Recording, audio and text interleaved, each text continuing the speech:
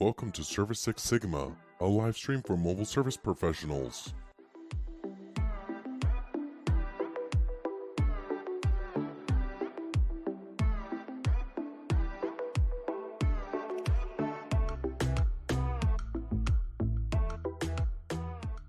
Great news, you're here early. Please stand by as our live stream is about to begin. Thank you.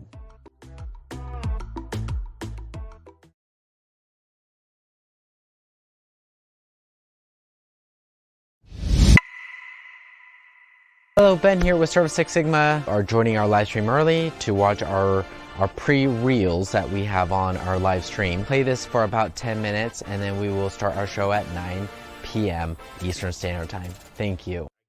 John Carmazon teaches valuable insights into selling service bundles to customers. To watch the whole episode, visit www.service6sigma.com. Learn what happened next in Brian Hoyt's amazing and inspiring life story at service6sigma.com.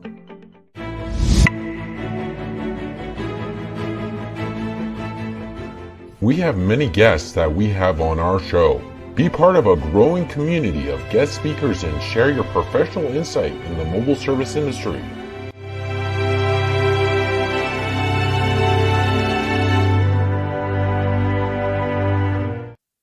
Welcome to a free live stream built around 6 sectors.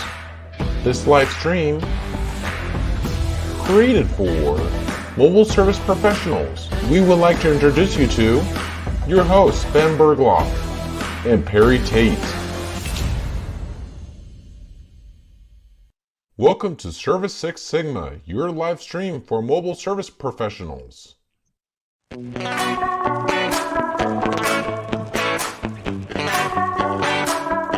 want to thank you for joining our show today. Please stand by as our show is about to start. Thank you.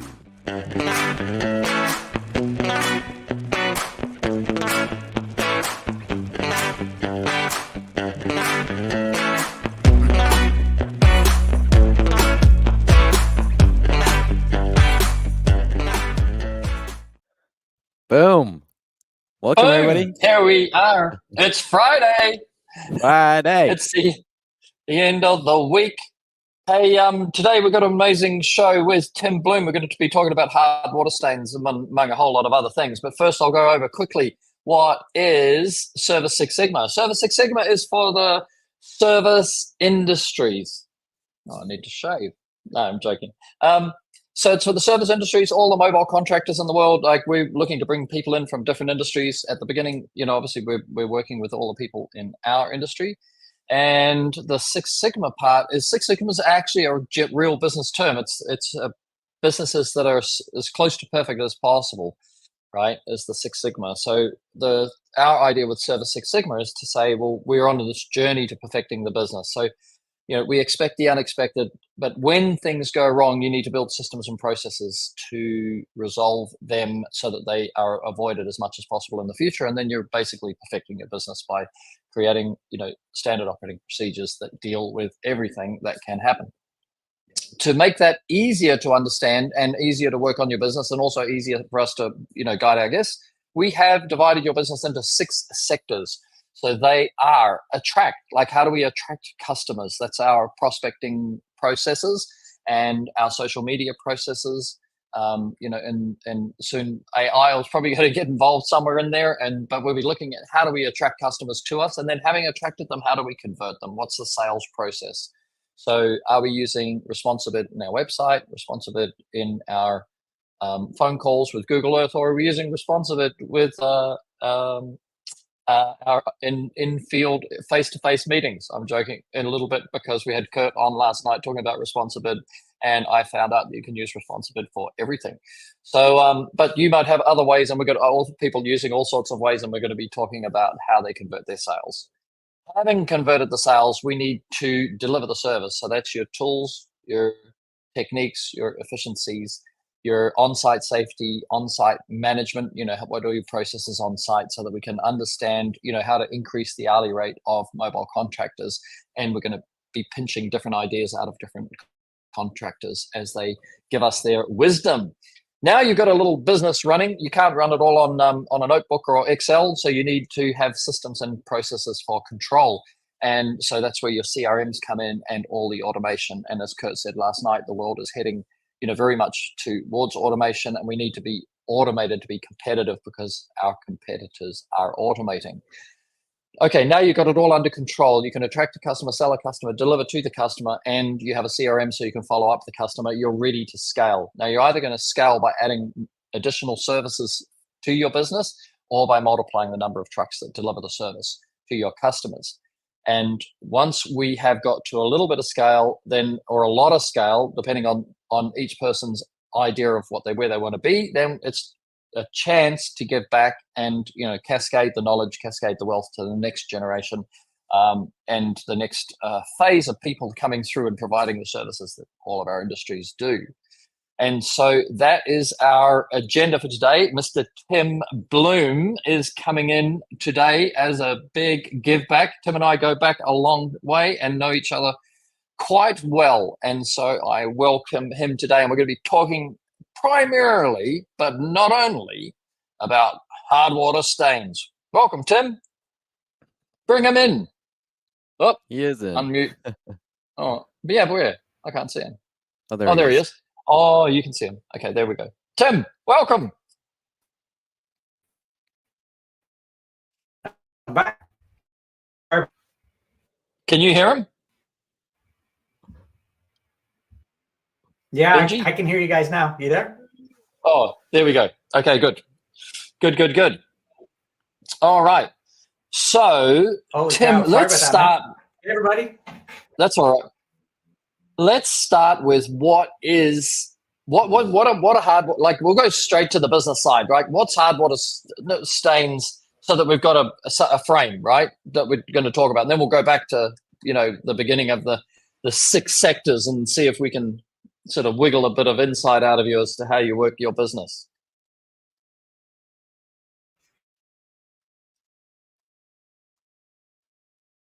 Looks like I he's having can't some see him. technical difficulties. Oh, look at that. That is classic. That is classic. So Tim is very involved in a program called Diamond Fusion, and it's an amazing product. Sorry, I've got a hair in my eye, and it's amazing product. He might need to jump out and jump back in, I think. So it's an amazing service that you can provide in improving the quality of the appearance of glass.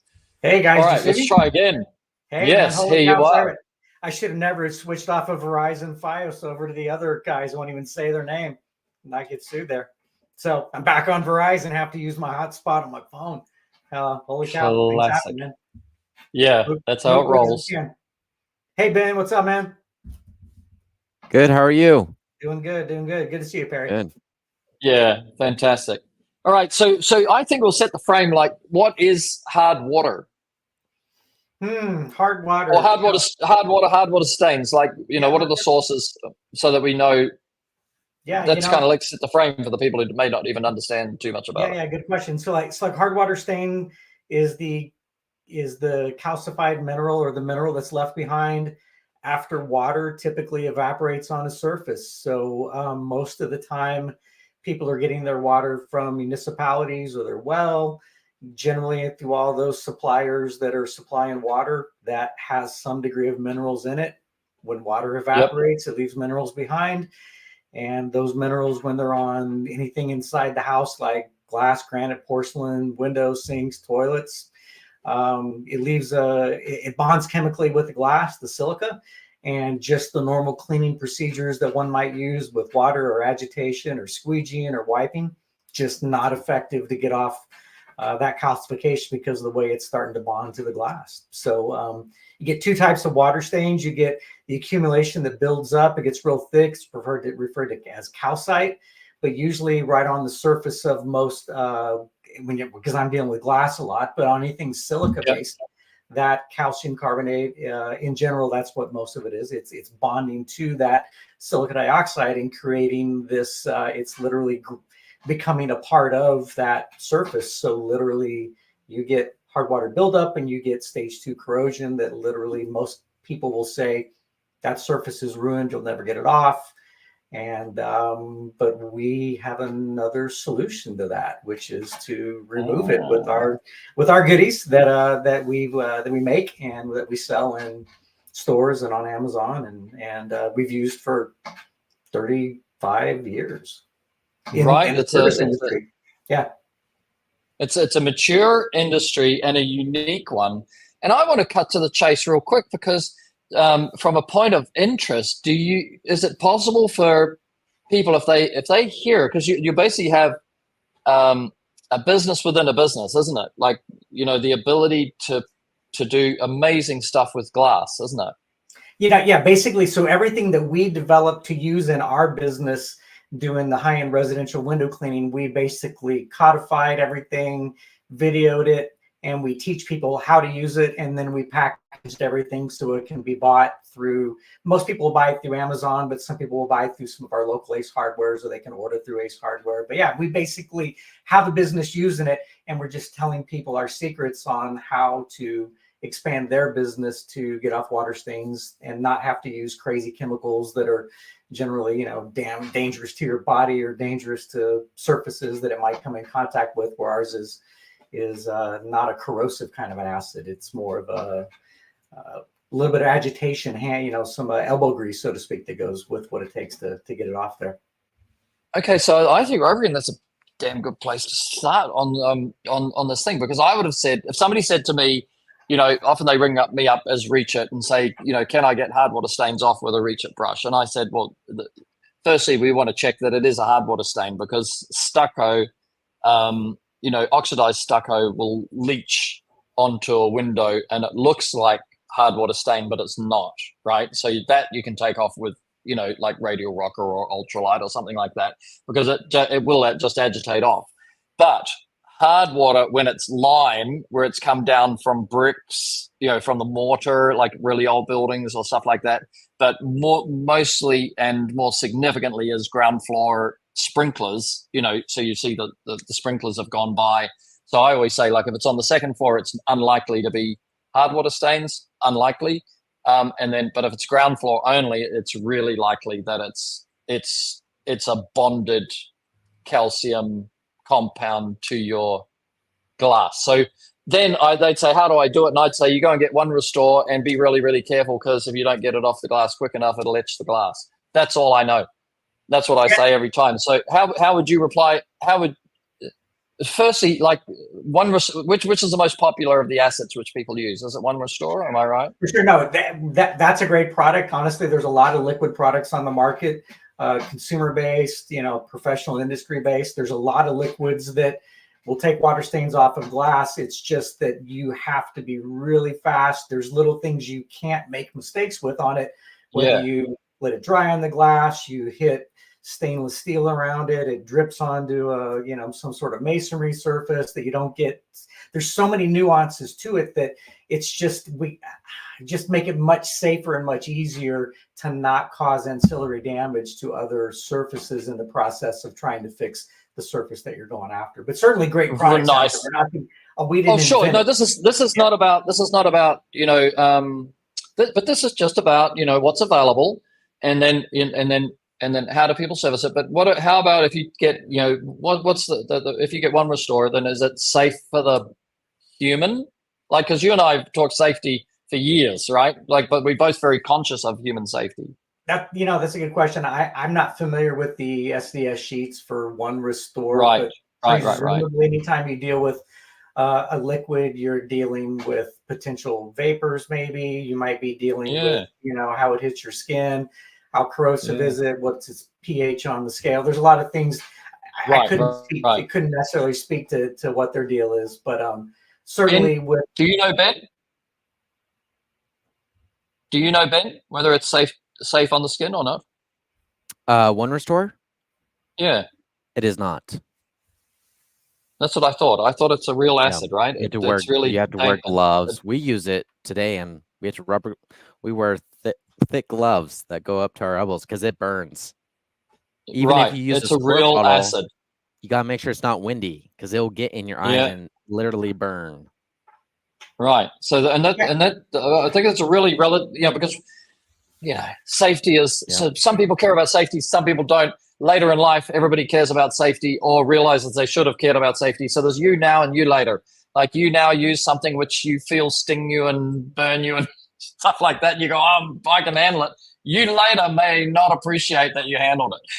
Yeah, and so the interesting part, my dad was the one that introduced us to window cleaning in the late 80s, because he did it in the late 60s, paying his way at the chiropractic school. But when we went from Missouri to California, we ran into hard water stains that didn't really exist as much back there in the Midwest.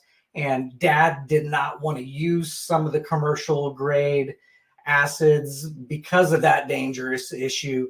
And all of the consumer grade acids really didn't work. And so when he met up with the chemist that had this formula, he was like, okay, this is a solution that will not only work for serving the clients, but I would feel safe with my sons using it. He was thinking of us as his children, not just saying, hey, money's the goal. It's like, we want to serve people, but I love you, my sons, and I'm going to make sure we're going to do something that's going to be long-term safe, much like with you and Harrison. You look out for Harrison. You don't just shortcut to the cheapest product.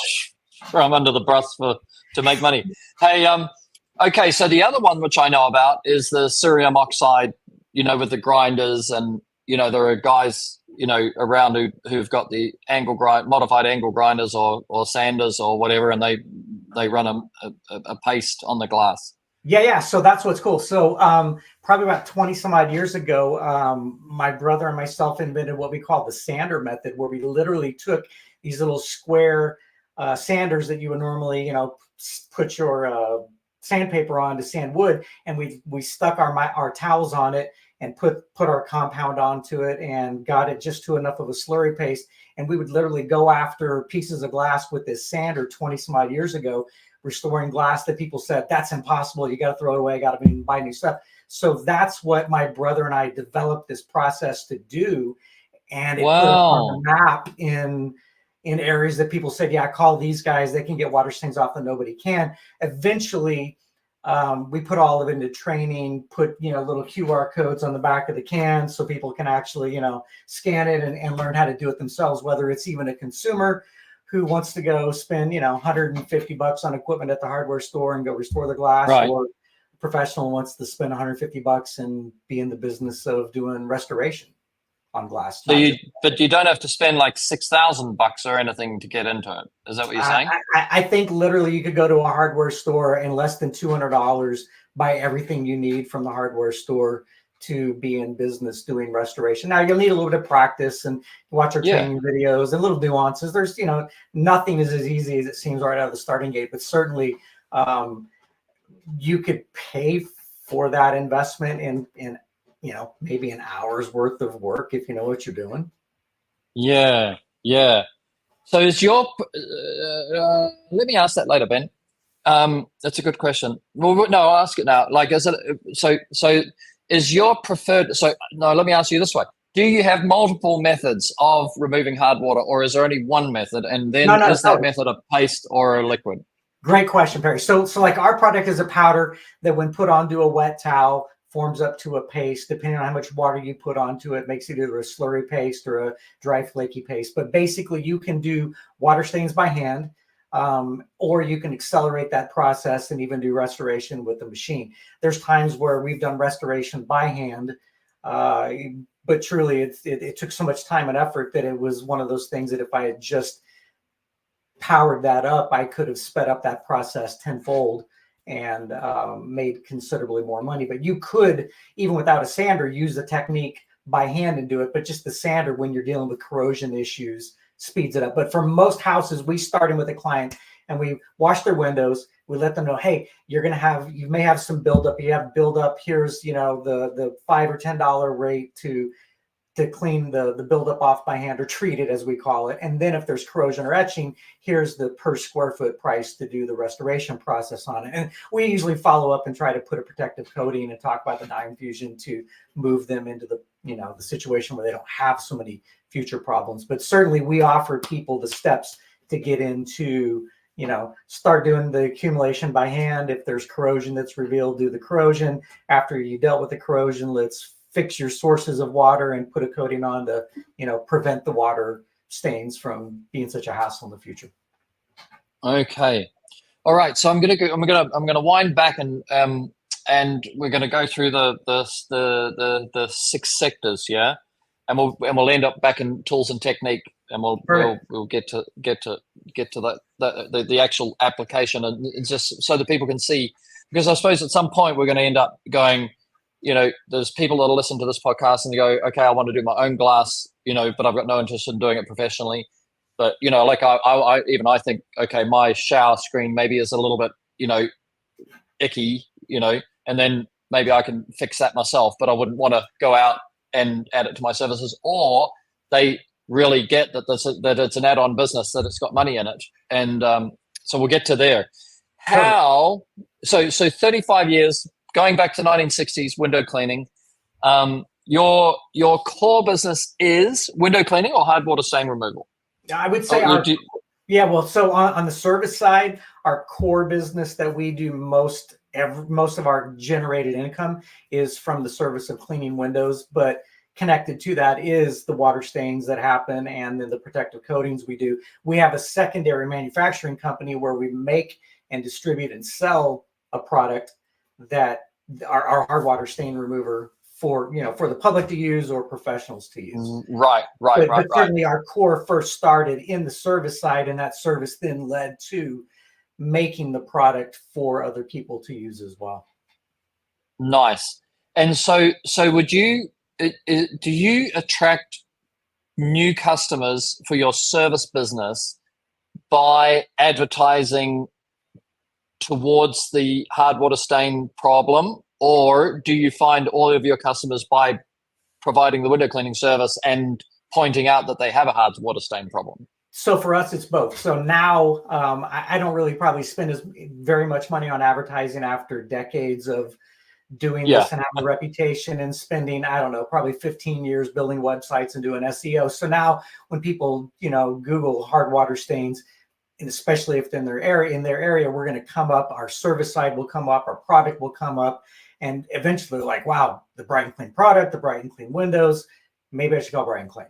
So we're basically going after, trying to set ourselves up so people who are looking for hard water stain, searching for it, finds us. And then the people who are calling for window cleaning, their felt need is window cleaning. Then we let them know, hey, you've got all these windows that are dirty. Once they're cleaned, you see, a fraction of them have water stains. Here is what we need to do to treat the water stains. Here's the cost for it. And now it's perfectly transparent and clean versus it just looks better than when you started, kind of a deal. What's your pitch about glass? Because I love glass. Mine was the purpose of glass is to bring the outside view into your home. That was always my thing. And then now I have this the evolved version of that is that you paid a lot for this home, and so but when you bought the home, what was your, how much did the view of your yard or the view of the golf course or the view of the ocean or the view of a lake, how much was that part of your decision-making process, that made you buy this house compared to another house, and then obviously they're going to say a lot. And then, so doesn't it make sense then that I keep your windows transparent so that view is yours all the time, as long as you're in this home, right? Right. Which is probably where we, we trademarked the name Positively Transparent. But what we generally tell people is, hey, you've got $1 million view you can't see through. There it is. And so okay. We just, and how do they respond to? Do they go, you're right? Is that how they go? Or do they fight you? No. So most people that we get to, because we don't force anybody anything. We tell them, listen, we're going to clean your windows. You may have some water stains that are hidden underneath the dirt because you have so much dirt that we can't even tell you have it. But if they have, there's sometimes noticeable circumstances that you can see on the glass. You're like, hey, you're going to have buildup on 10 out of 100 windows. Here's the X amount of cost extra for this buildup treatment. It could have restoration needed underneath because of the corrosion. We'll address that when we get there. But let's start here. Let's wade in without you jumping into, a multi-$1,000 ticket. Let's start you in a few $100s, for example, and let's see what you really need. But generally, most people are really receptive because of, we've built the social proof over years with reviews and websites that people have already made their decision that, okay, I trust these guys. Then we're just reinforcing in person that trust that we've built with social proof generally, or with websites that tell the story. And generally, people are, you're offering a solution that most people are like, dude, I cleaned your windows my last, and good luck. That won't come off. That's why they're calling us many times as their window cleaner. I get referrals. That's what we said. We would just say, look, this glass is in need of restoration, and we're just window cleaners. That's what we clean windows, but we don't restore windows. So you need to go and get somebody who can restore your windows. And I get a lot of friends and colleagues who refer us, or even some friends and colleagues that buy our product and do the restoration themselves. It just depends on where someone's head is at, what's in their wheelhouse. Some guys really need to spend a couple minutes in front of a window, and the thought of spending 20 minutes or an hour in front of a window just fries the motherboard, and they're like, I don't care how much you pay me. I can't stand in front of a window that long. I can totally relate to that. So, hourly, can we go? Is it okay to talk like kind of hourly rate of how much time it would take? Because a customer could do it themselves, and then they could save a whole lot of money, I guess. Absolutely. You know what I mean? But I never try and dig in, because your customers could also listen to this podcast at some point, and they go, oh, you can make that much money, but is it comparable with window cleaning? Let's sort of at that point, and then you can take it away from there. Yeah, no, it's definitely at least on par with window cleaning. But certainly in many cases, I've found that it will, come in near the pressure washing rates and the soft washing rates and values. So it's definitely not just I had to do this and I regret ever doing it. Many times I'm like looking for water stains, or training the guys to look for water stains, because they know, because of our profit sharing model, that's going to generate more income from them, and it's going to serve the client at a higher level, which ultimately is what we exist to do, is to serve people at the highest level, to give them what they want, which is a positively transparent experience, perfectly clear, not, it looks better than what we started, but I still see, stuff on it or water stains on it. If you can see your glass, I'm not talking about tinted glass, because I've got tinted glass here, but that's not tinted. If I can see the glass, I'm actually making a correlation that it's the glass I can see. You cannot see the glass. You can only see what's on the glass, right? I mean, so if you think you can see the glass, you're seeing something on the glass. Because it's positively transparent. In general, yeah, that would be true. I'm sure there's some types of glass units that have, like you said, tint coloring aberrations to it that that you're seeing glass that has issues. But overall, glass is meant to be seen through, not to be seen. And so if you are seeing stuff, generally it is contaminated on the surface, whether it's topical, whether it's in the substrate, but it's certainly not positively transparent glass. Positively transparent glass. That's 100%. Yeah, we'll get to that the pricing later, Ben. So internal, external, like how many times do you get shower screens versus external windows? Good question. Let me back up. Ben asked a question about the sprinklers. I'm going to lead you to Ben's questions. Got it. No worries. Don't you read them? So pretty much all the time, we will run into water stains on windows, and always there's water stains on showers. It's generally there's water stains on showers before you even see water stains on windows, because it's a consistent process that people take showers, and unless they are super type AAA, squeegeing their glass and wiping the edges, most people, no matter what chemicals you buy, generally these spray walk away chemicals, read the fine print. If you're in a hard water area, best of luck. It's probably not going to solve it. So for most people inside a house, shower doors, probably the number one area that we have etching restoration issues, or where people know they have the problem. Usually on the windows, they probably know that next. But the showers, they're like intimately acquainted with their showers, so to speak. And so they see that every day, day in, day out. And they're like, yeah, my spouse won't squeegee, won't clean up after themselves. I got issues with it. Usually they do. If they got issues with an errant sprinkler head, that's the anomaly, not the norm. For the people that spray off their windows to clean it themselves, those guys get the water stains. But showers are far and away the number one issue that people run into, which is why we actually made up our spotless showers kits that actually incorporate our microfiber towels. Yeah, hold it up. Show us. Show us. Like, so we're shameless here. There's no censorship. We're shameless. What's great about this, our spotless showers, it includes like our microfiber towels.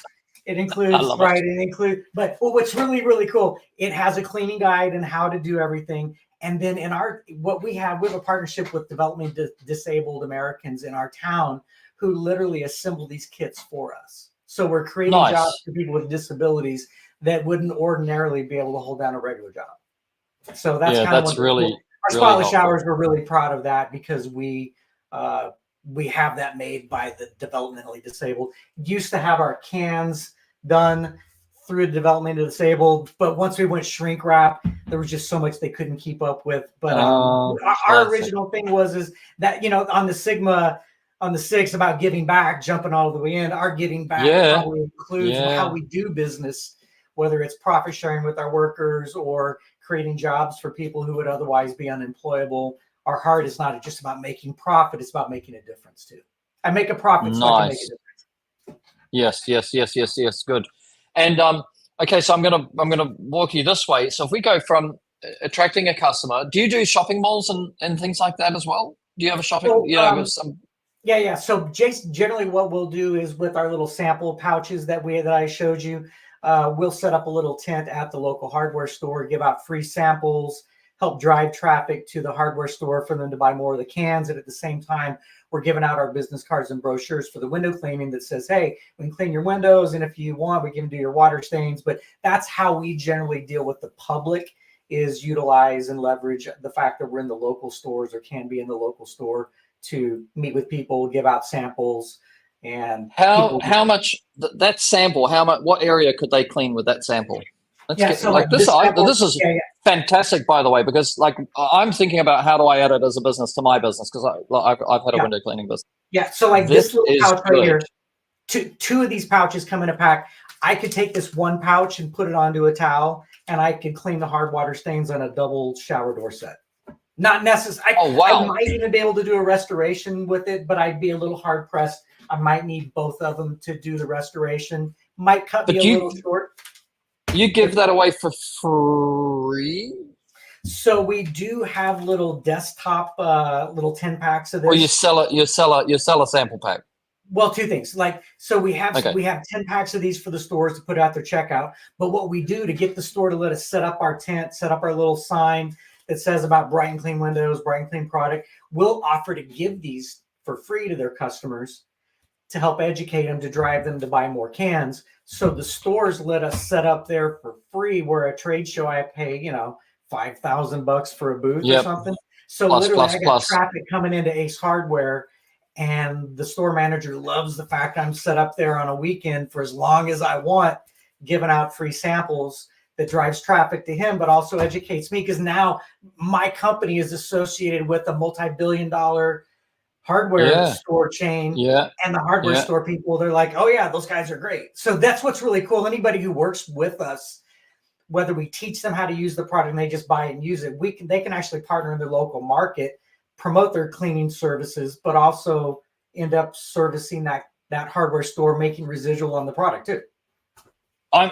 So next week, maybe next week, no, the week out. Anyway, at some point soon, we've got a young guy, like Ben started his business at 15.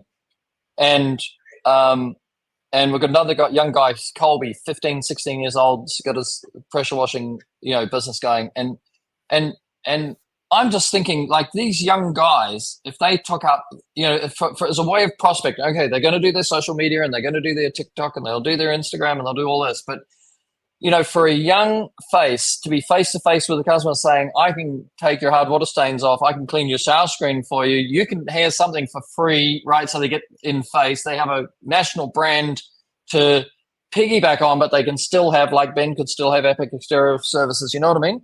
Like, oh yeah, totally. Yeah, it's got to be a total win as far as getting known in the, if you want to bust into your area and you're a kid and there's all these old dudes who've been cleaning windows for 20 years. I mean, this has got to be it's got to be a home run, doesn't it?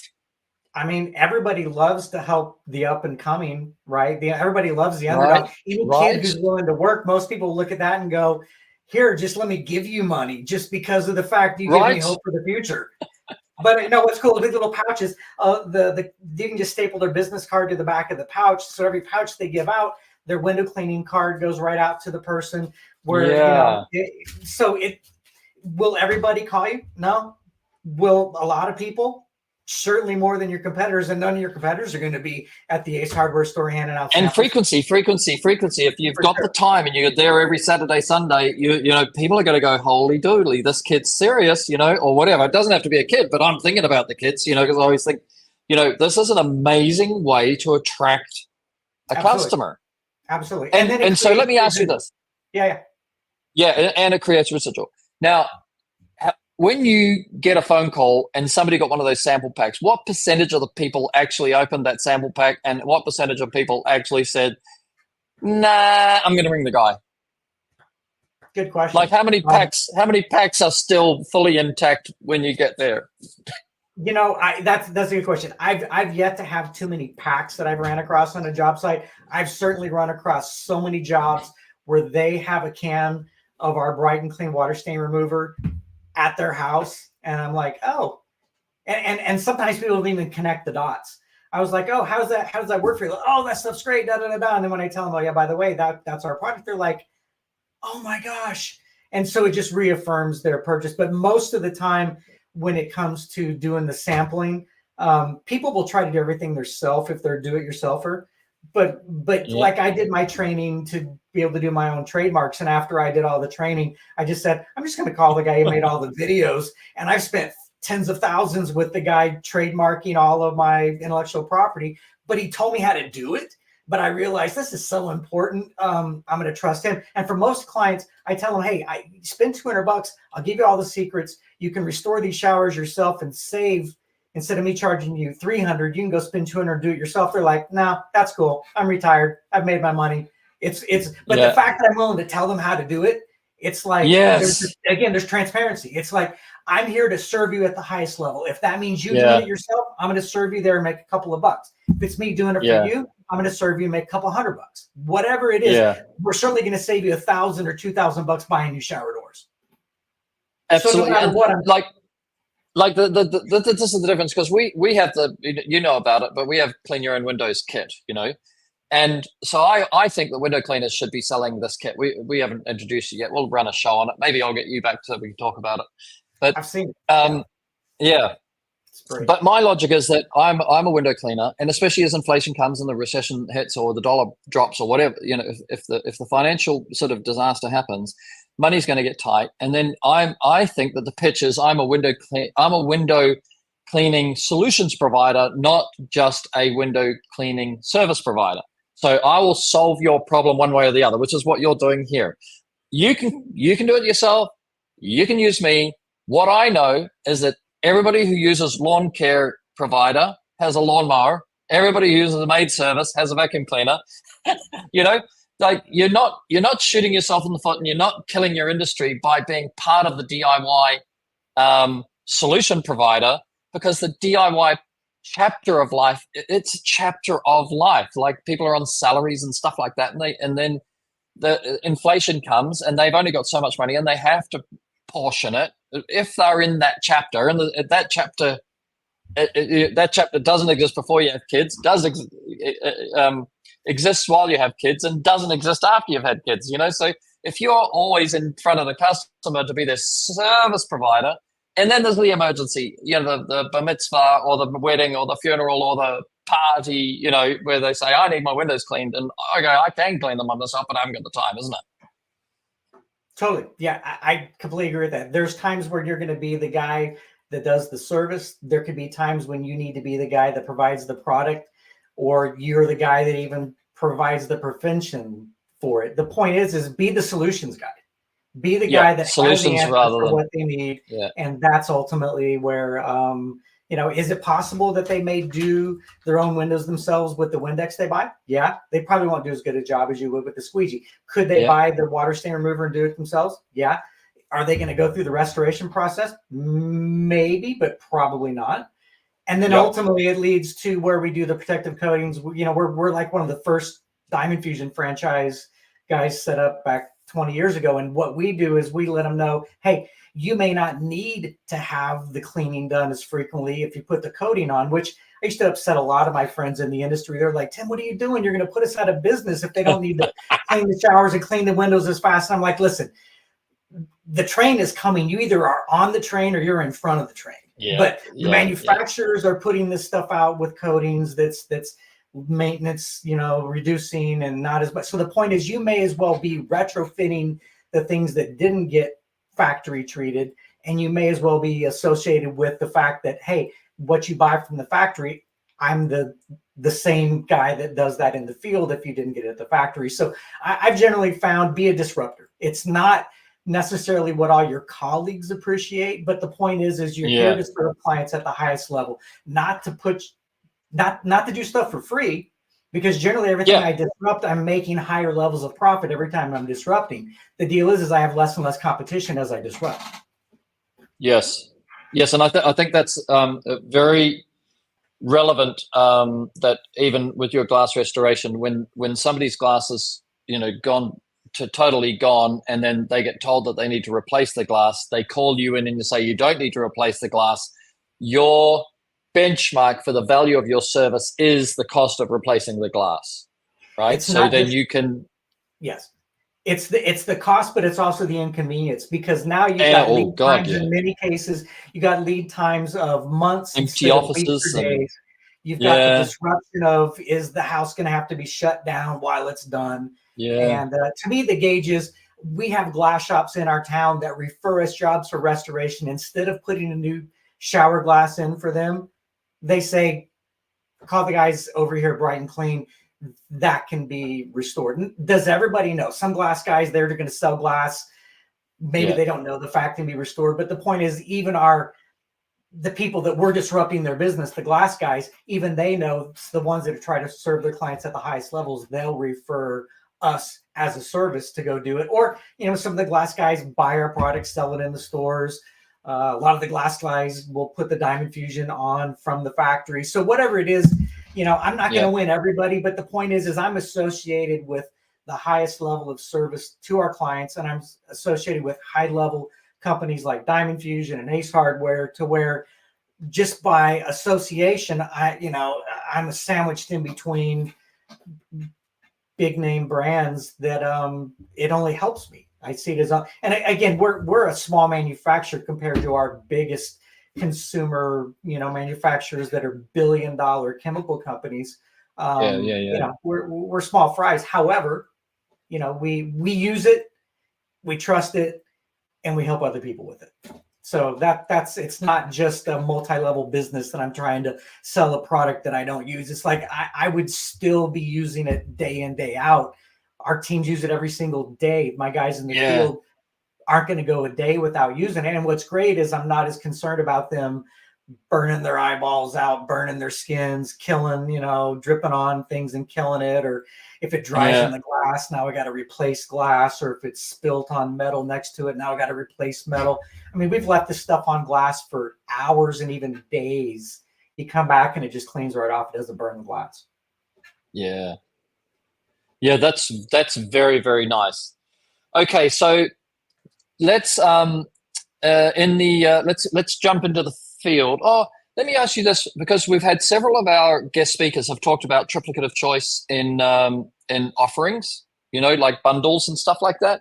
Yeah. Do you do that? Do you sort of have, you know, like, I know you've got 3 services. You've got window washing or windows cleaning, whichever one it is. Do you know, by the way, do you know that the geographical boundary in America between when it's window washing and when it's window cleaning? You know, I'm guessing if somebody says y'all, they're probably going to say washing. And if Right. somebody says you all, it might be cleaning. I don't know. I'm from the Cleaning. Midwest, and you know, y'all is how we talked. And everybody said I lost my accent, but it's a good question. I don't know. I've heard that argument that washing could still leave dirt on it and cleaning doesn't. You know, who knows? Oh my goodness! No, that's Yeah. desperate. Semantics. Yeah, semantics. To me, if you wash it or clean it, Yeah, just you know, what it's called in the different geographical areas, you know. I Okay, think, so yeah, how do you do the conversion process? Do you use a software program on your website to close sales, or do you and then do you bundle all three services together as a package and discount or what? Yeah, so for most people that call our window cleaning, their felt need is cleaning windows. So what we've generally found is most people who are looking for water stains, they're finding us through some of our other websites, whether it's our hardwaterstain.com or whether they're coming off of our Diamond Fusion website. Usually we've got our businesses segmented, so to speak, where people who are searching for particular felt needs find that. But ultimately, everybody who comes in with window cleaning is going to be a cross-sell, upsell, or just an education to say, hey, you've got water stains, these don't wash off. Here's what the extra cost is going to be to do that in addition to your and who's doing that? The lead tech in the truck, or is there a salesperson going out first? So if we do both. So like we can do phone bids. I found when you send somebody out in person, many times you're able to definitely get bigger packages put through that way. You can evaluate things. There's not surprises, but you know, we've got spreadsheets and formulas built where I can plug in, you know, your one story with X amount of square feet, and I can get a range if I want to give them a quick quote is what we call it. And in, you know, 10 seconds, I can give them a price range. But we generally, I'm real systematic and formulaic. So everything is based on the size, the condition, and the accessibility of it. So accessibility, of course. Yeah, accessibility. Yeah. So those three criteria is how we figure out everything. So we can do it over the phone. I can, you know, have my staff spend 5 to 30 minutes on the phone doing a phone bid. Trying to explain something that people can't see. Yeah. Right. Or you can go out in person. You can, you know, handle it in person and deal with all the little things that they didn't know they had. What they call the small, we call the medium. What they call the medium, we call the extra. The point is there's different ways to slice it and dice it. I can do it whatever way I need to. I can do the 10-second quick quote with our formulas we build in spreadsheets and go out in person. But generally, I've found somebody has to be thinking about what's the highest level to serve the client versus, hey, I just want to get in and out. And I don't want to even deal with water stains if there any exist. So to me, I'm looking for water stains because to me, that's an evidence of, hey, they need service at a higher level with cleaning, restoration, and protective coatings.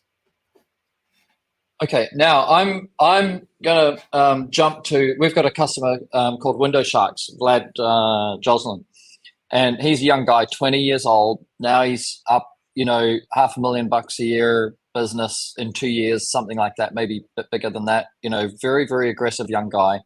Not aggressive as in aggressive, but aggressive, you know, for business, and very successful and a great social media personality. A lot of the young guys follow him. What he also does, his add-on business is window tinting. And so what I'm thinking is, you know, if somebody puts tint over a hard water stained window, does the hard water stain pretty much disappear, or should there definitely be the glass restoration before the tint goes on? Yeah, so little nuance to it. So most of the time, water stains are on the outside. 99.5% of the time, film goes on the inside. A few times you see film on the outside. So normally it's not going over the water stains, but certainly when someone is spending $200-300 to tint a piece of glass, to tint a dirty window. Most guys I know will clean it, but then they got the water stains on it who are tinting. So certainly they should go ahead and do it at no cost, or because they've already what they would charge to get that water stain off. Yeah. Just hand cleaning would be minimal, $20 maybe. Restoration might be $100. That certainly, someone who's investing into that one piece of glass, if they're in for $200-300 to tint it, might be a good thing to put another $100 on to restore it, maybe throw in another $100 to coat it. And now they've got glass that's coated on inside, outside. It's hydrophobic on the outside, stays clean, sheds dust. The inside's UV protecting it. And now their glass stays cleaner longer on the outside, protects, everything on the inside. But anybody who's doing film would be perfect adjunct to this with water stains, with the Diamond Fusion, because they just go hand in hand. They're already selling a high-end ticket, and they're definitely in front of the window for, way more than a couple of minutes when they're filming. Yeah, they already know they're going to be in front of it, and they can deliver the customer exactly what they expected, which is, tinted, clean glass, isn't it?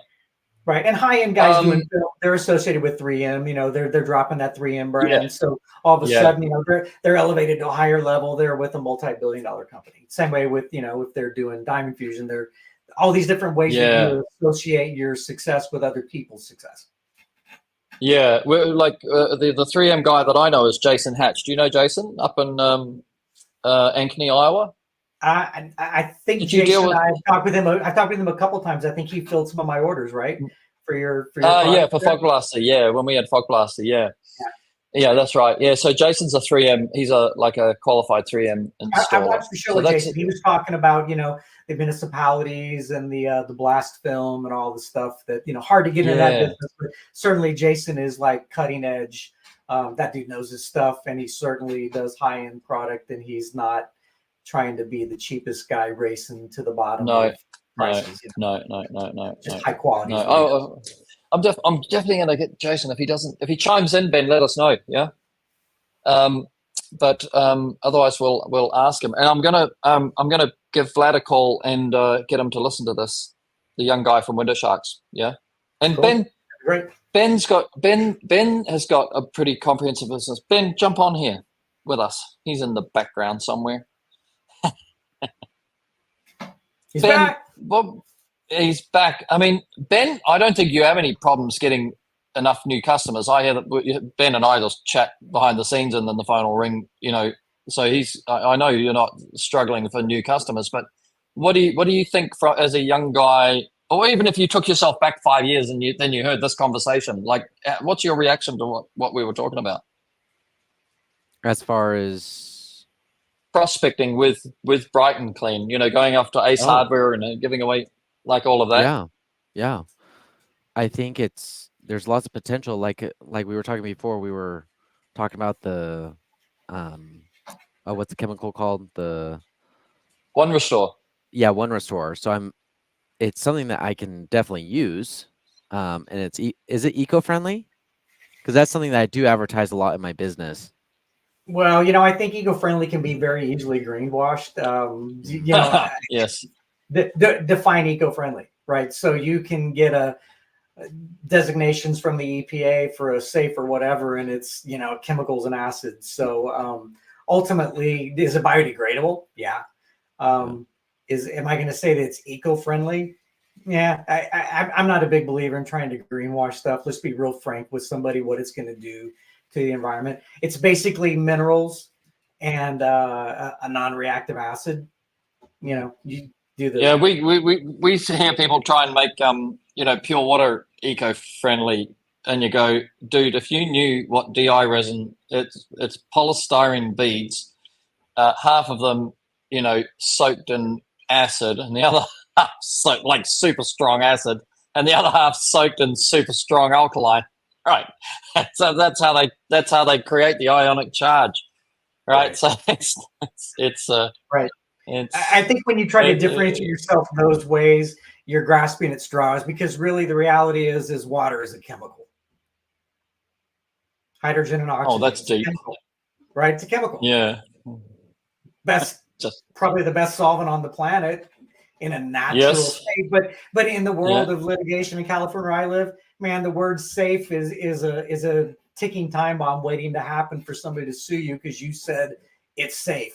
Define safe. I don't know. I shoved it in my eyeballs and it wasn't safe. Well, yeah, you shouldn't, you're off-label use of the product, right? So yeah, but to only me, in California, only in California. Yeah. So yeah, we'll save our discussions politically there for sure. Great weather, crazy legislators up in our capital. We'll just leave it at that. Yeah. Okay, so I'm interested in the application. So sales process, the delivery. When you're delivering, do you? Ben asked the question, like, so you find out that it's a sprinkler stain, right? I wanted to ask you this. Are there hard water stains more on the south wall and the west wall than the east wall and the north wall? Like knowing that the sun is more difficult on those other walls. Does it make a difference whether it's cooked or not? I wouldn't subscribe to that personally. A lot of clients say that the sun baked my water stains on. The truth of my experience has been it's how much water hits, how quickly does it evaporate, and how many times does it happen again and again and again. That's been it's probably if you reverse engineer it, it's probably that everybody wants their biggest windows facing south to get the sunlight into the house. And then that means that most likely the house will be positioned on the property with more land in front of the south window so that the big windows look out onto the yard, and they put their sprinklers in the yard. So they end up with more sprinklers possibly on the south wall. You're spending a lot of brain cells on it, way more than I have for sure. What I've typically found is any way that here's generally been my experience. Whatever direction the wind consistently blows from. So if it blows from the west, you're going to generally have most windows that face west, probably going to have water stains if you have sprinklers.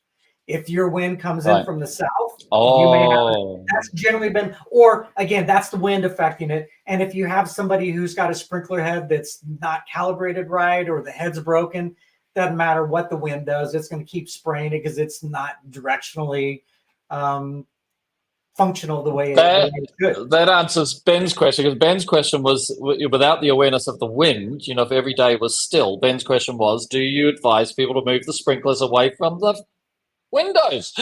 Absolutely. Absolutely. And that's one of the areas where we bring great value to them. We tell them, hey, listen, the fact you have these water stains is a great thing. That's telling me you probably, if you're not careful, you're going to get moisture going into your walls, which can lead to mold. You could have a bigger problem than water stains you don't even know about it. If you go to sell your house, you're going to have to disclose this, or you can have health issues for you if you're living in it. So I tell them, listen, let's do a couple of things. Let's get the water stains off. Let's get the sprinklers adjusted, and let's get the windows coated. Let's do those. Wow. This is sales, super sales stuff, like, you know what I mean? That it's not that we're super salesmen. It's just that the very nature of the person's property and the way they're running their property is and the observation and articulation of it is the sales pitch, isn't it?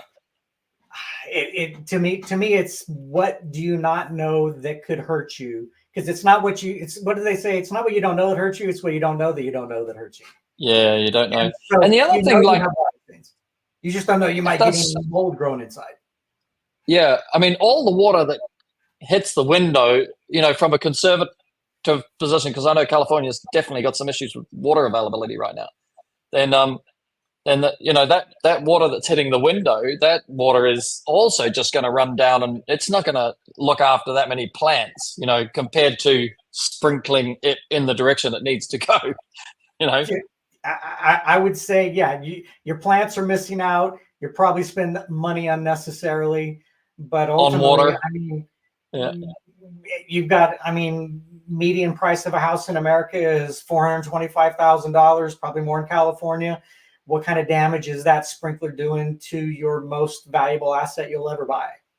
Yeah, amazing. And here in California, a lot of stucco is like a sponge that eventually you super saturate stucco. it's going to get through that stucco into, into some of the surfaces that, Right. I've seen it over the years where, Yeah. sprinklers cause a lot of damage to metal, stucco, concrete. It's just over time, it just degrades.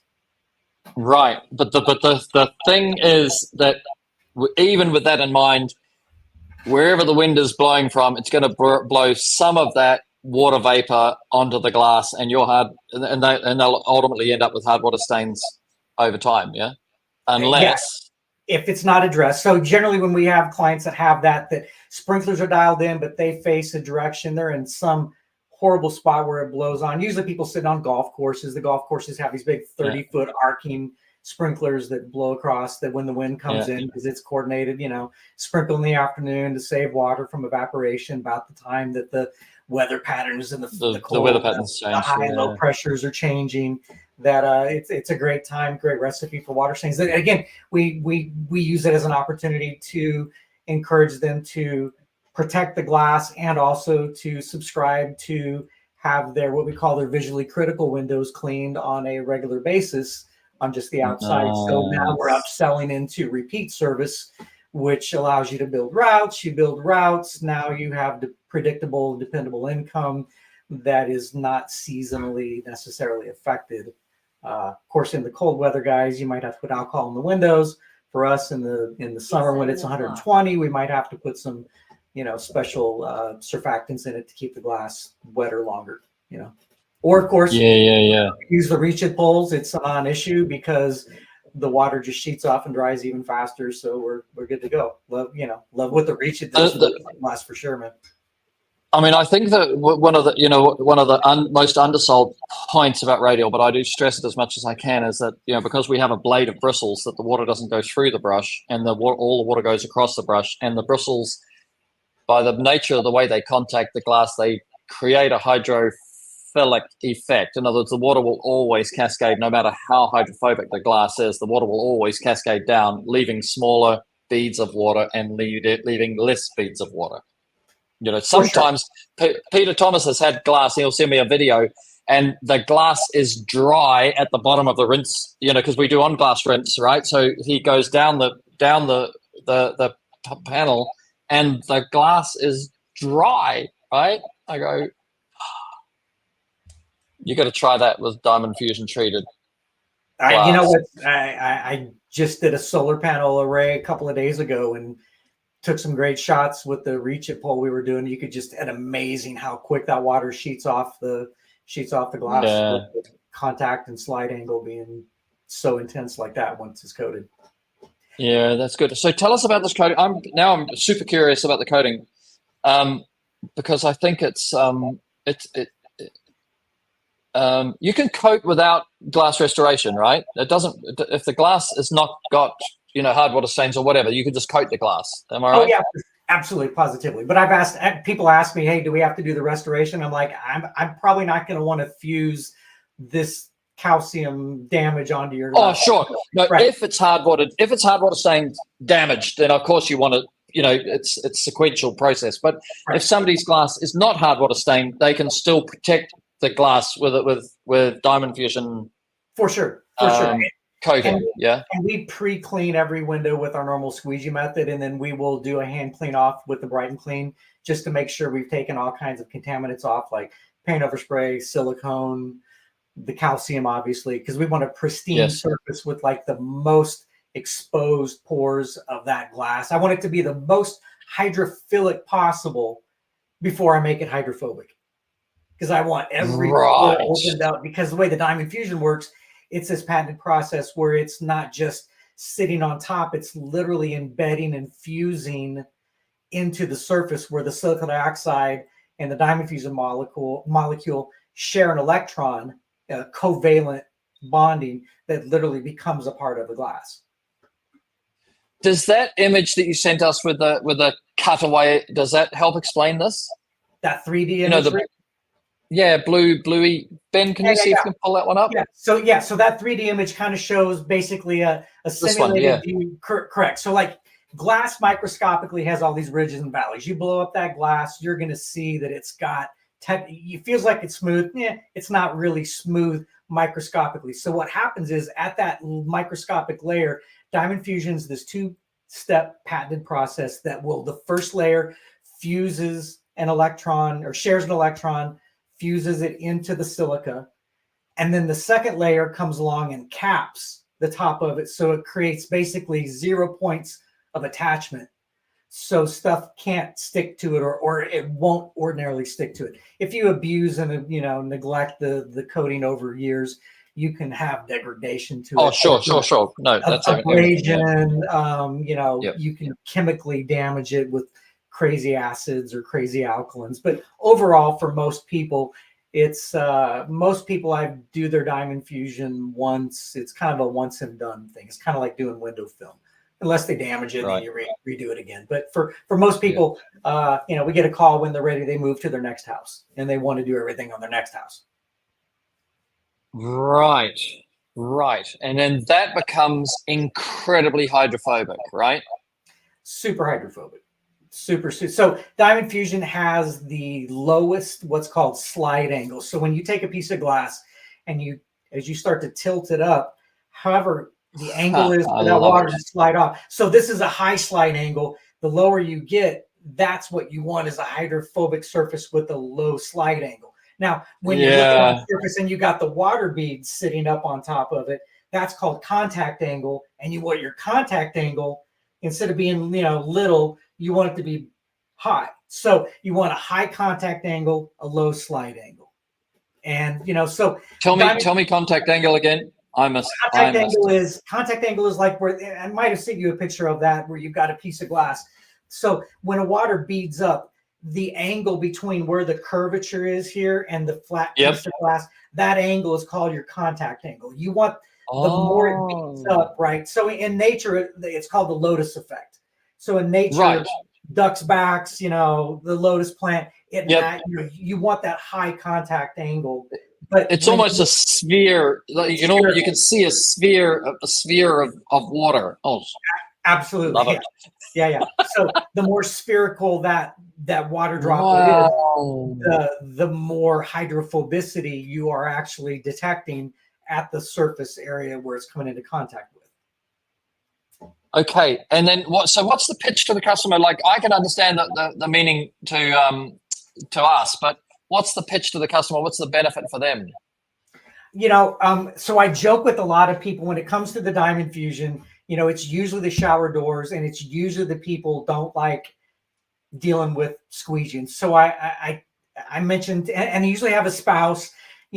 One spouse will clean, one spouse won't. So I tell most of them, listen, Diamond Fusion is going to end a lot of the arguments of who's going to have to squeegee or not.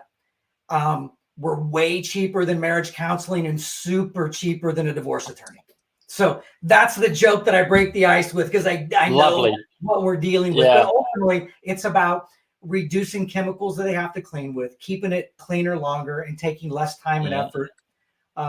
Because nobody wants to be naked, wet, and holding a squeegee after they finish the shower. Thank you. Yeah. The mental picture was, it did flash through a few bodies there. Yeah. I'll bet you guys can find there was a picture on the internet where a guy's cleaning his windows up on a step ladder with a green Unger bucket on a belt, and the dude's totally butt naked cleaning windows. So that kind of was my inspiration of, cleaning windows naked, or certainly not having to clean your shower doors while you're naked. Yeah.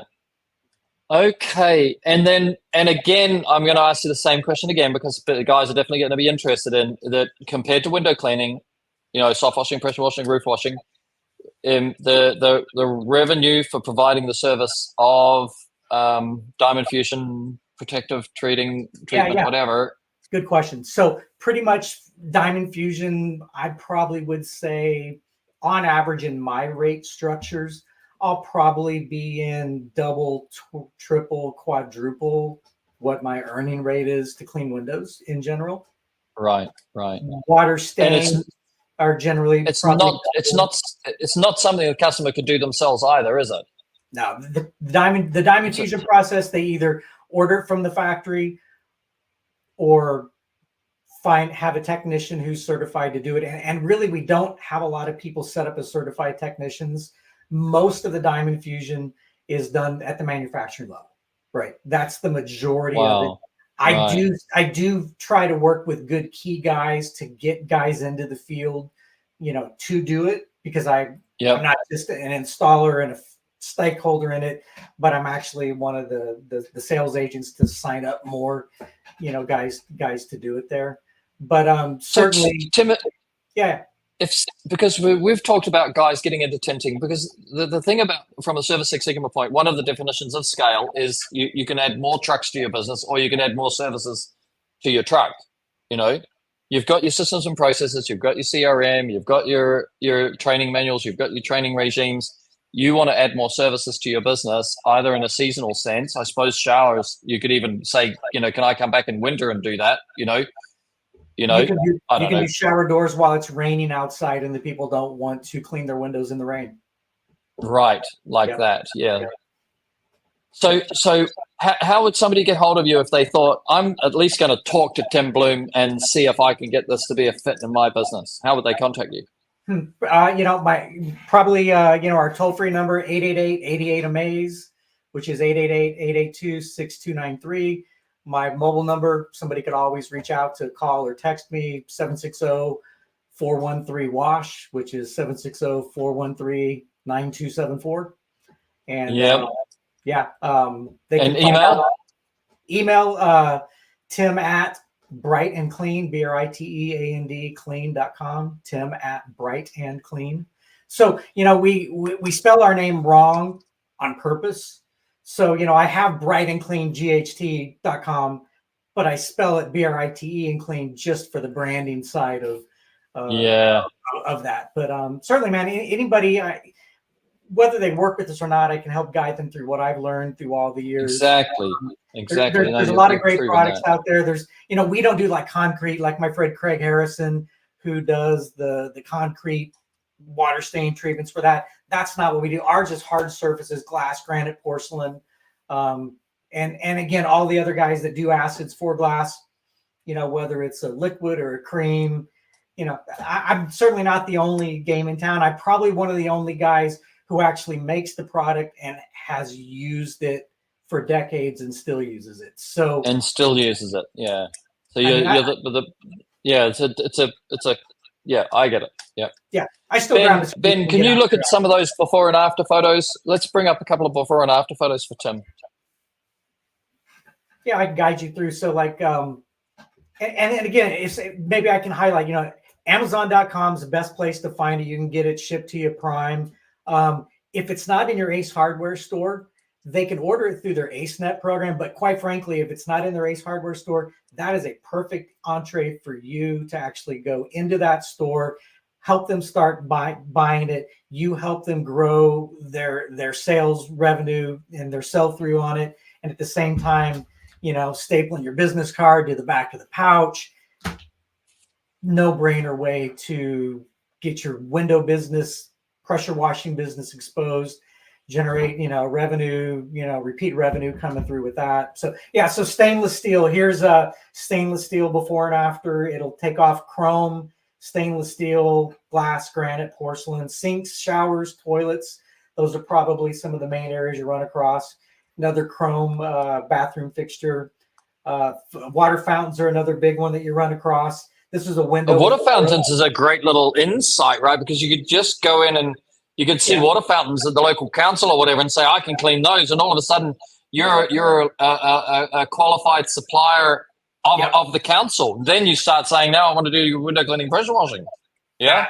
There's people that we sell product to, and there's people that we do service for who already buys our product. It's great to be able to offer both of them. Granite's another great surface to be able to use it on. Basically anything that's silica or quartz. So like your bathroom and kitchen sinks, just goes from being dull matte finish to shiny. There's a shower door where you get that etching pattern on it right there. That one needed to have the sander method used on it to restore it. That was probably by the time we did the diamond fusion and did that high-end shower, that was probably a $400 ticket that took an hour and a half, maybe something like that. Hey Ben, can you remind me afterwards to get you to buy some of this from Ace Hardware and send it over when you send that pack to me with those books. We're buying Devin DeRossi's book and a couple of other things, but I've just got a new home here, which is on the beach, right? And it's a magnificent location, but it has not been maintained. It's been like Airbnb and just yachties in it, But so some of the surfaces are, like I'm looking at this and I'm going, that's the place I'm in. The sink is like that. The granite is like that. It's probably 20 years old or something. Nobody's ever done a real clean. And I'm going, I could do this. Like I'm semi-retired. Yeah. No, if you have Ben send you over a little hand sander at the same time, because you're going to find right across all kinds of surfaces. That's going to help you a lot. There was a picture I shared over with them. You can actually, see that in action that we were doing it in the shower. But yeah, a hand sander and one of these cans, you'll be able to restore granite, glass, stainless steel sinks. A lot of times when we clean up a stainless steel sink, the sink is the one that just annoys the hell out. But that's the one that just inspired me then, because I go, that sink, and this is what I'm thinking, because I'm, I've always been a salesman, and you're always looking for the line, and when you're cleaning, I always say the most important window in a house is the kitchen window, because that's where, for whatever reason, stereotypically or history or whatever, the homemaker spends a chunk of time, whether it's in the cooking process or cleaning the dishes or totally, you know what I mean? And then that's their window. That's their window. We call that the visually critical window in the house. So we always have our guys focus on the visually critical windows, make sure those are perfect, because somebody's going to spend an inordinate amount of time in front of that window, looking at it, looking through it. Well, you think about this, that when you see their sink and they have not managed to get it as shiny clean as what I hope your photos are true, as your photos, imagine if they said, look, I can make this shine, like there wouldn't be a homemaker in the world that wouldn't say, please do that, Oh yeah. On the white porcelain ones, it'll even take off a lot of the scuffs from their cooking pans from when they're scrubbing the dishes in the sink, not just the water stains to make the porcelain part shiny, but just taking a lot of the scuffs out that just normally don't come off with the normal cleansers. Ben, can you pull up the Windows ones? I sent you them in the message. I said those 4 there, and then the 6 for the solar panels. Let's have a look at those. I mean, this is the proof, that's set there. All those, just go through those slowly on screen. All the window, back to the blue Illuminaire house. So check it out. So this is a famous house that was first built in 1931. It was built inside an art museum in New York, and ultimately this was taken apart and reassembled multiple times across the years. And then recently, the past couple of years, this was taken apart and reassembled here in California for the Palm Springs Art Museum. And so this used to sit inside, right? This was an inside house that was, and so they had to literally retrofit this so it could handle all the weathering. But anyway, aluminum all the way around the house. And if it were not for Reach It, there's no way that we would have taken on this project to do these outside windows, because just smoking hot glass and Reach It poles. Wow. So this was the G-force that we were using on it. The G-force let us turn that thing at an angle with your tapered edge and scrub corners and bottoms. Man, that G-force tool is it's a work of art for sure. Right. It definitely, like, people compare it to other products and I go, dude, if you compare the price, like you'll realize it's not this. There is nothing like it. Nothing like it. No, the ability to rinse an edge, scrub an edge, and scrub the middles, all the different pads on it. It's amazing. Yeah, good, great. That's great. So do you have to clean the aluminum as well? They didn't scope it in. This was just constructed. So presumably the aluminum will be on the maintenance program for it. But yeah, holy cow, that aluminum, the right side here faces east, right? So that aluminum standing down on the ground when that sun's coming up, you're talking like you could cook chicken on that stuff, like it's a radiant stove practically. And is that near the Luckily- beach or not? Is that getting salt spray or no? No. This is in the Southern California desert in the Coachella Valley. Uh-huh. Palm Okay, well, Springs. that's a blessing. Because if that was getting salt spray every day, you'd have to be washing it like every week to keep it shiny. Yeah, for sure. No, this is one of the iconic properties that they have Modernism Week here, and modernism architecture is super famous in Palm Springs because of the different architects like Albert Frey who did this one, and so this is like what most people want to come and see now because just an iconic mid-century. I mean, mid-centuries, you would think it's the 50s. This was built built and designed 1930, 1931. These guys this was 20 years ahead of mid-century. Wow. Anyway, Okay, it's next cool. one. Yeah. I love it. I love it. Love it. You can probably see Suzanne Summers' house behind that over there on the hillside. Yeah. So again, more Reach It in action.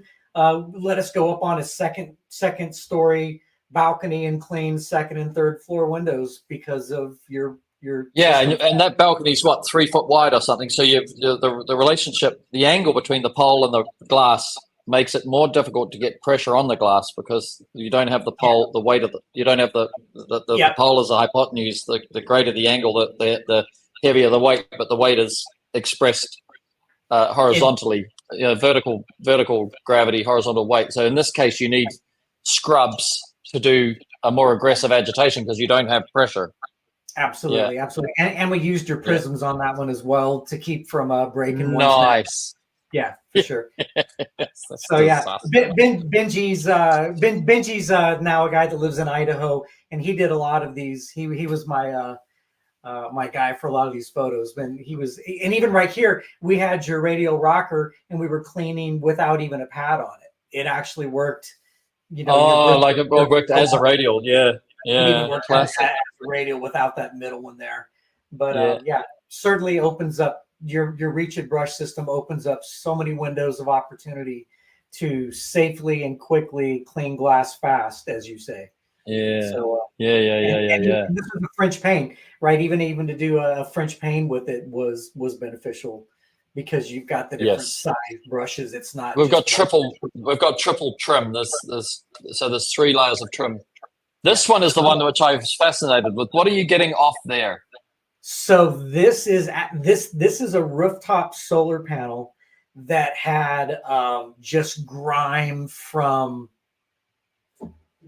I would say, probably a decade of just atmosphere in the desert. So it's not calcium, but literally we used your radial rocker, or we used the rocker brush with the pad, and it allowed us to get this glass that clean. Now, this was a day when it was 127 degrees on the roof. No. Yeah, so literally, I kid you not, we set up a tent. You can see the guys have hats. They got rags that are wet. I mean, safety was one of those deals that you had to protect your workers. So we're working underneath a tent with your poles with a massive hypotenuse on it. It allows us to get a lot of scrub on. I'm sure we bought, if we didn't buy, we meant to buy, but there's a backpack with a freeze pack. You can throw it in the freezer and then you wear it as like a camelback, but it's actually the frozen stuff, what I mean? Those little packs. And you can put those on the guys' backs so that they're cooling. At least get their core cooled out. Yeah, that was a dangerous job. We did massive hydration, massive breaks, limited amount of time. Good on you. Had to be in the shade. Good on you. So my philosophy is safety, quality, productivity in that order, never sacrificing the 3. Good on you. Sensational. As everybody should be, but I don't know. I've never heard anybody articulate it properly. That's amazing. Thanks, Tim, what else is there anything else that we've hit 20 minutes over the hour, so we've probably got to think about winding it up. But is there anything else that you want to share, or any other images that you want Ben to pull up, as far as probably the only thing I wanted to share, I would probably want to share, it probably just relates to your Sigma there, where you're talking about systematize. if you know what Albert Einstein said, if you can't explain it to a 6-year-old, you probably don't understand it. And so I Right. think you've got to be able to explain what you do to your guys so quickly and succinctly so they can duplicate it, because duplicating it is how you make the money.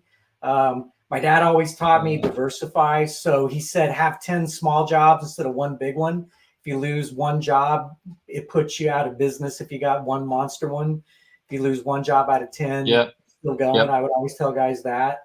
Yeah, I agree. Yeah, you don't have to rush through them. We've got 10 minutes, you know. Yeah.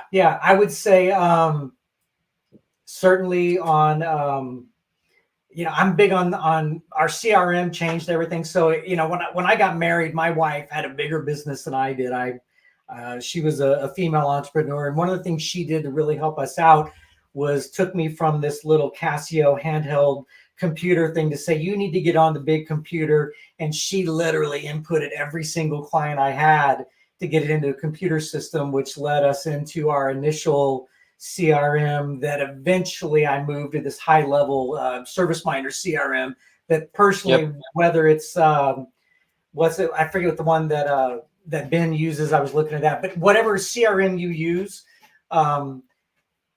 man, get using that kind of a system to automate tasks, to set automated follow-up, to be able to optimize schedules. I mean, I looked at Ben's program, which is similar to ServiceMinder. Whatever you're doing, you want to, like Kurt was saying, you want to spend more time with your family, less time working in the business, certainly, or working on the business, or even working in the business.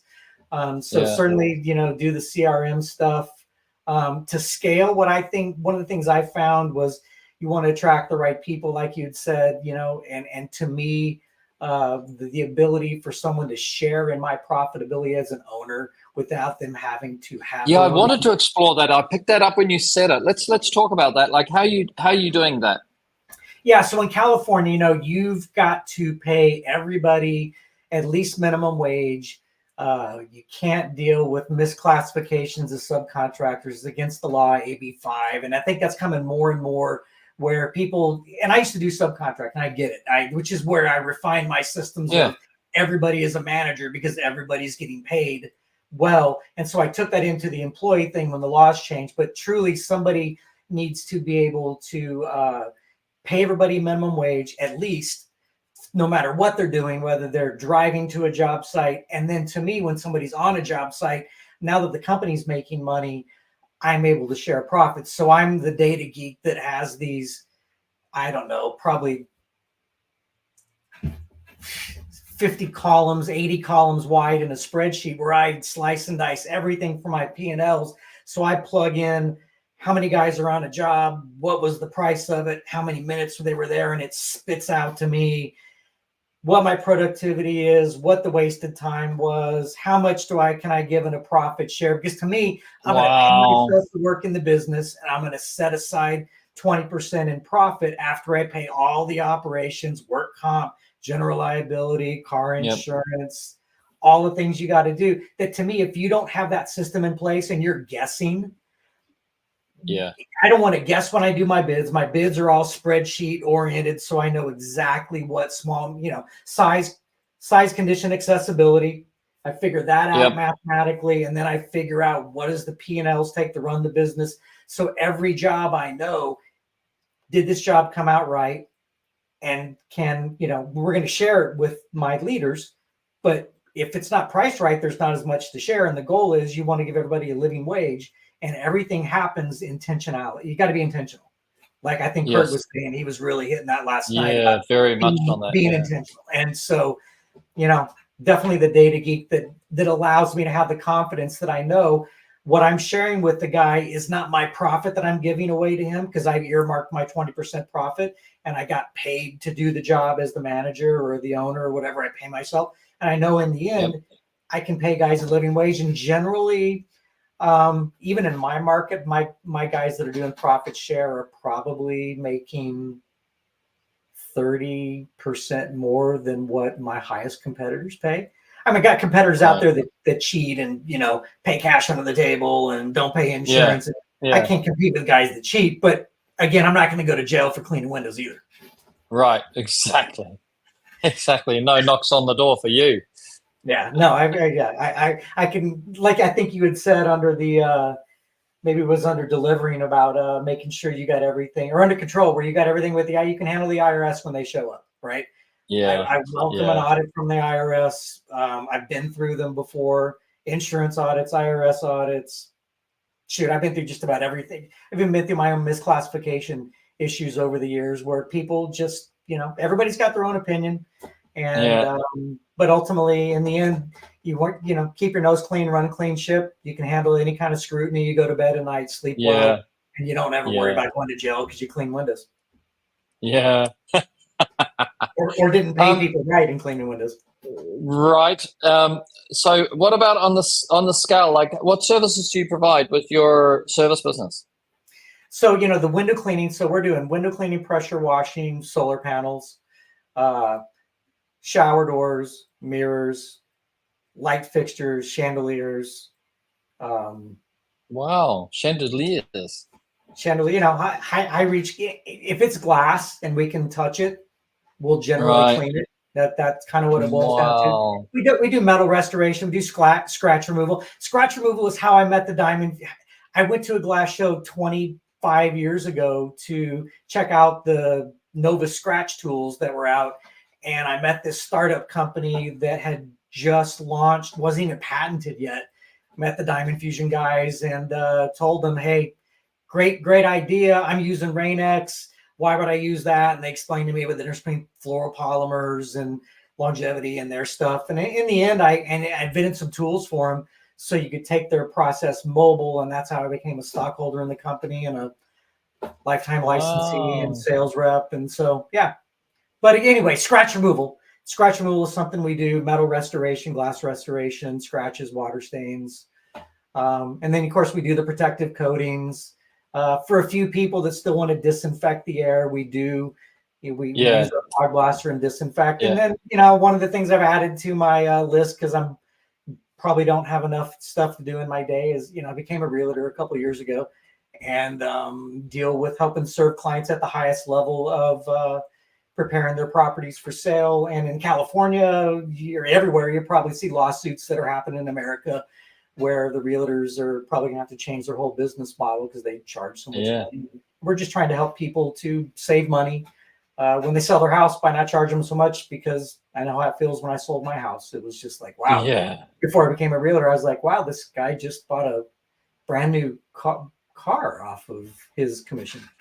But nonetheless, it was that's one of the most recent things I've added in. But after I dealt with my health battles, I learned to play hard as I was working, and I'll spend multiple months out on the road, broken up in different times out in my RV. So, week here, week there, 3 weeks there. Enjoy time with my family, enjoy time seeing the amazing country that I live in. And best way I think to do it is to get on the road and see it. Yeah, no doubt. Yeah. What if you had to give one piece of advice to a young guy in the service industry, what would it be? I would say you'll generally greatly overestimate what you're going to do in 1 year, and you're greatly going to underestimate what you can accomplish in 5 years. Don't be so panicked to keep up and beat somebody else. Just try to serve people at the highest level you can. And by all means, know your data so you're making money doing it. The worst thing you can do is be the cheapest guy in town, because that will always be your reputation. Better to be the most expensive, but the best, instead of being the cheapest and you're trying to be the best, but you can't make enough money to duplicate yourself. Yeah, you need to make money. You can't scale. So to me is, have integrity, the golden rule, the platinum rule: do to others what they can't even do for themselves. That's what I call the platinum rule. Follow that, and safety, quality, productivity, man. Never compromise those three, and always do them in that order. Safety needs to be first. You're always going to have some risk, but prioritize safety and calculate how much risk you can take. Don't just all caution to the wind. I've paraglided, skydive, rope, descent, climbing. I know how to do calculated risks, and man, you don't want to take that risk on a ladder or on a boom lift that you're like, I got to get that done for the extra couple of bucks, and you sacrifice your health or your life in the process because you can't earn when you're deceased.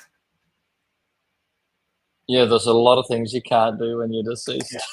Yeah, for sure. A lot of good things you can do. Definitely a new dimension for sure. But for certainly on the new guys is be hungry, but don't be cocky, because no matter what, you're going to get what you're supposed to get.